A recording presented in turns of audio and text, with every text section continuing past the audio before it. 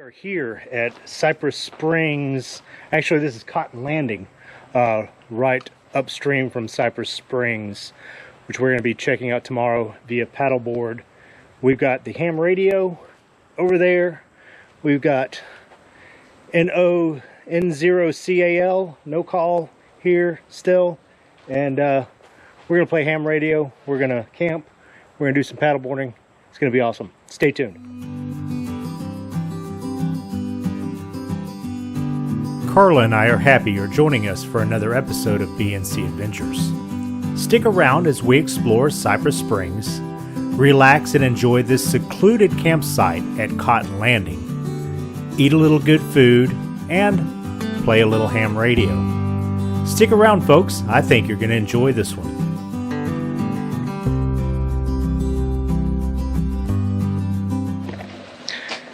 And of course, what would camping be the first night without a little bit of disassembled kebabs? Disassembled kebabs. I like it. I like your hair. It's nicely accessorized. It's my headband. Yes. What'd you call it? Disassembled kebabs. Disassembled kebabs. Got some Kaneka sausage in there and some bell peppers and tomatoes and mushrooms and onions. It's going to be delicious. Disassembled kebabs. 90 degrees outside. And a fire. There you go.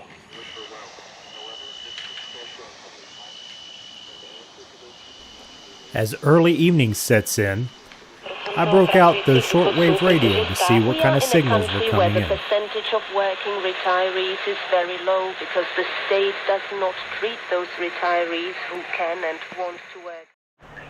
That morning I set up the buddy pole antenna so I could tune into the HF Hurricane Net. I also used my handheld radio to tune into the Florida SARnet since Hurricane Milton was expected to make landfall sometime that day in South Florida. Ham radio is not only a great hobby, but a useful tool during emergencies as well. Alright, good morning folks. What do we got going on this morning? Didn't film the cooking, but we got some Mountain Man breakfast there. A little bit of leftovers from last night. The disassembled kebabs mixed with hash browns, eggs, and cheese on top in the Dutch oven. Delicious, delicious. And we got solar battery box here. And once again, we've been doing some HF packet work. 20 meters now, 14.105. So once we had our fill of breakfast and I had my fill of ham radio, it was time to finally get the paddleboards in the water. One little oopsie we had was we forgot the rear fins to the paddleboards. Yeah, that's right, both paddleboards. So that made steering these things just a little bit squirrely. But we had a nice trip on the creek. It's our first time here. So once you get in the water, you'll head downstream a ways and there's a little branch off to the right. It's pretty well marked with some arrows painted on the trees. Take that branch, then you'll have to paddle upstream a little ways till you get to the spring. It's a beautiful paddle, and we really enjoyed it. I'm thinking right past these two trees to your right is where we want to go up in there. See, look, there's even an arrow there. How about that?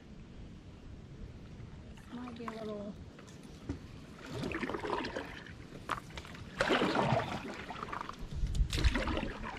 Look, it's already coming up. Yep.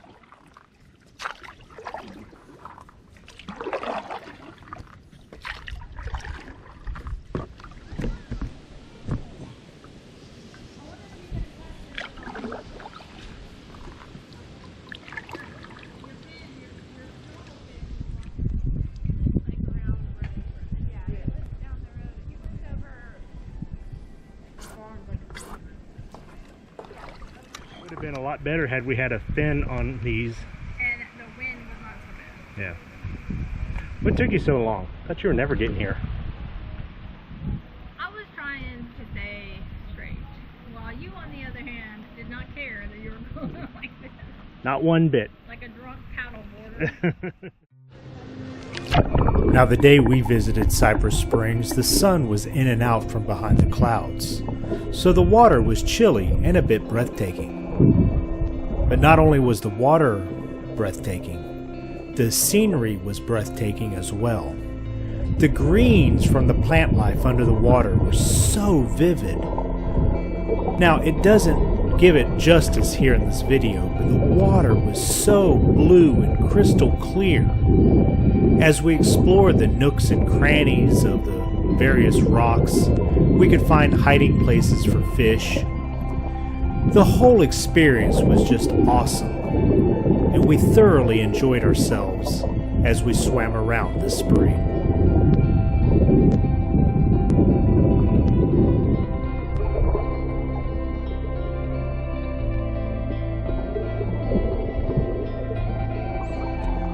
But all good things must come to an end, and after swimming around and exploring the spring for quite some time, it was time to head back to camp. Back from paddleboarding down to the spring using our inflatable paddle boards. Yeah, here at Cypress Springs at Cotton Landing. Nice little campsite here. So we're really enjoying our time, aren't we? Mm-hmm. Yep. Yeah. Really digging it. Digging it. Digging it. Here we are back at the transceiver listening to some of the traffic passed over the hurricane net in preparation for Hurricane Milton. Yeah, please let Net Control know that I have been monitoring Sarasota Fire and EMS. I'm located in San Antonio, Texas. And at this time they have terminated all dispatches. All units are to seek shelter, and they will let you know further dispatch calls at this time. Over.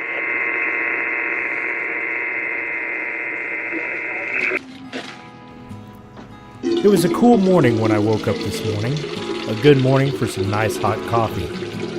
Of course, really, what morning isn't a good morning for some nice hot coffee? There wasn't really much left to do today, other than slowly pack up the gear, get everything loaded back up in the truck, and make our way back to the real world.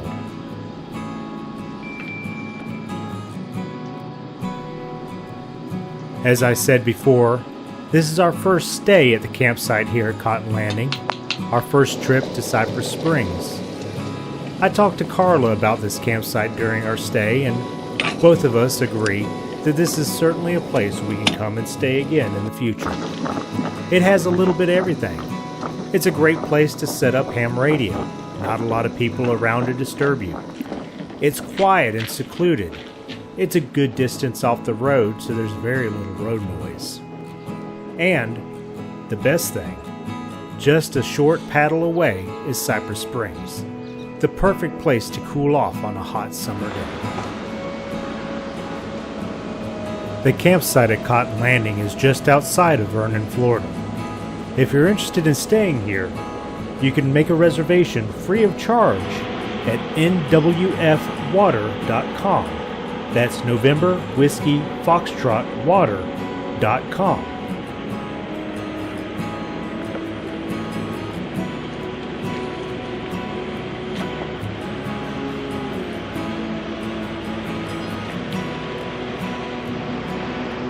Well, folks, that's it from Cotton Landing and Cypress Springs. From myself, Bob, KK4DIV with 73 Outdoors, and Bob and Carla from B&C Adventures. We'll catch y'all in a future video. Bye-bye. Bye. Bye.